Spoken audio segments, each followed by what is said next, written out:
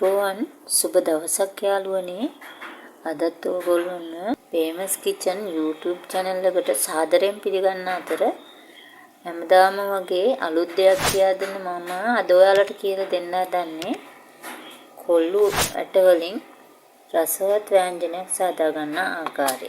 ඒ සඳහා මම මේ කොල්ලු පිරිසිදු කරගෙන මේ බෙදලා අරගෙන තියෙනවා. මේ වගේ කබලේ බැද ගන්න ඕනේ. මේ පාට වෙනකල් බැඳ ගන්නවා. ඊට පස්සේ ඒකට අපිට අවශ්‍ය වෙනවා මේ වගේ පොල් කිරි කෝප්පයක් පමණ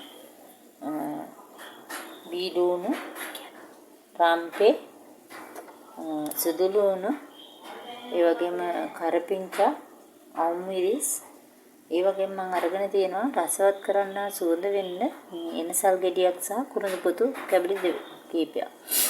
අපි දැන් බලමු කොහොමද මේක සාදා ගන්න කියලා. මුලින්ම මම මේ බැදගත් කොල්ලු ටික පියලි කරගන්න ඕනේ. ඒ සඳහා මම මේක පියලි කරගෙන මේ පොතු ඉවත් කරගන්න ඕනේ. බලමු අපි ඒක කොහොමද කරන්න කියලා. දැන් යාළුවනේ මම මේ ආකාරයට කොල්ලු ඇට ටික පියලි කරගත්තා. බෙන්ඩරයක් ආධාරයෙන් පියලි කරගෙන මේවට පොතු ඉවත් කරගත්තා. මම මේකට දැන් මොනවද ටිකක් එකතු කරගෙන පොඩ්ඩක් පෙඟෙන්න හරිනවා. මේකට පොඩ්ඩක් එකතු කරගන්නවා.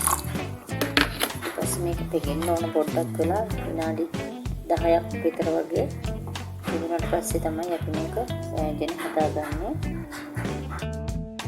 දැන් යාළුවනේ මම අර කොල්ලු ටික පෙඟෙන කල මේ වගේ භාජනයකට තෙල් චුට්ටක් ලිපේ තියාගෙන ටෙම්පරාදු කරගන්නවා ලුණු ටික. ඒකට මම තෙල් පැහිගෙන ඉති උළුහල් ටිකක් සහ අබ එකතු කරගන්නවා. ඊට පස්සේ ඒකටම සුදු ලුණු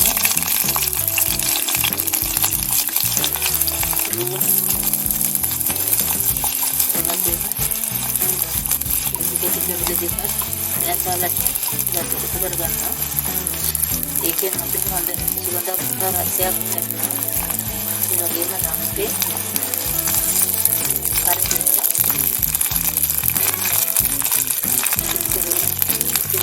ටෙම්පරාදු කරගන්නවා.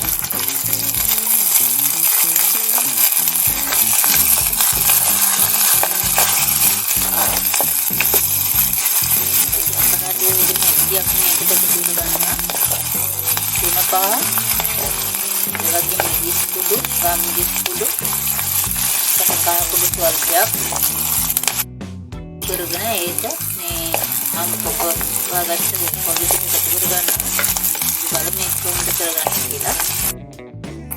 දැන් මම මේකට මේ ලුණු ටික බැදගෙන ඉති මේ වගේ මිරිස් කුඩු එකතු කරගන්නවා.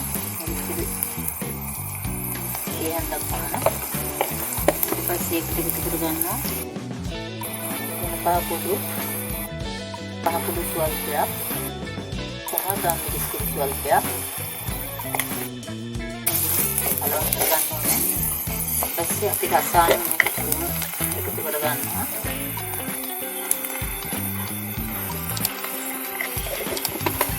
මේ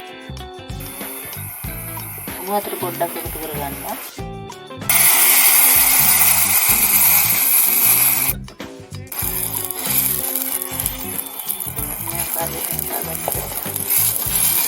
අපි පොඩි ටික දැන් එකතු කරගන්නවා. පොඩි ටික එකතු කරගන්නවා.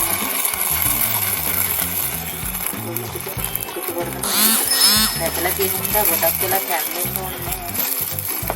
මේ මිරිස් තුන පහ ටික අහගන්නකම් පමණක් මම මේක තඹලා ගන්නවා. ඊට පස්සේ මේක ටික එකතු කරගන්න ඕනේ.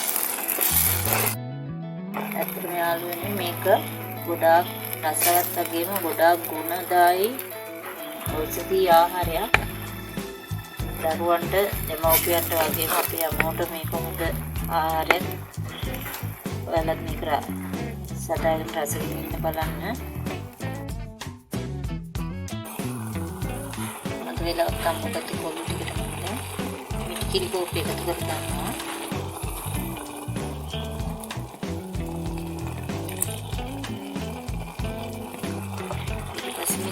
යෙදුනට පස්සේ අපි මේක පෙම්බා ගන්න ඕනේ.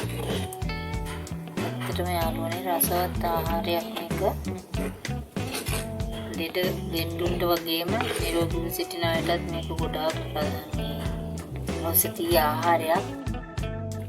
හොඳයි යාළුවනේ, දැන් මම මගේ කොල්ලු ව්‍යංජනය හදාගෙන අවසන් මේ වගේ අපි පිළිගන්නමු.